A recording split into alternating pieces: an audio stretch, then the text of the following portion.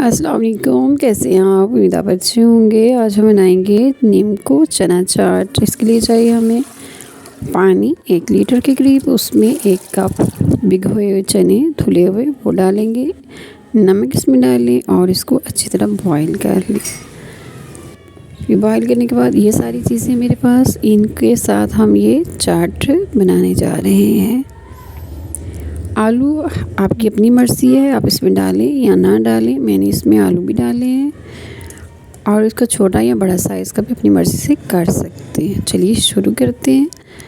आप भी इसमें डालेंगे सबसे पहले दही, उबले हुए चने और आलू के ऊपर दही डालने के बाद आप इसमें डालेंगे पैकेट वाली नीम को डालने के बाद इसमें कटे हुए प्याज, टमाटर, हरी मिर्च और इसके साथ इसमें डालेंगे हम चाट मसाला और सबको अच्छे तरीके से आप इसके ऊपर डाल दीजिए।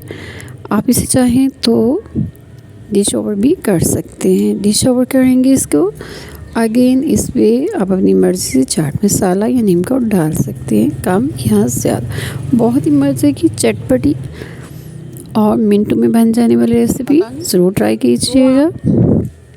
अपना ख्याल रखिएगा, फिर मिलेंगे। अल्लाह हाफिज़।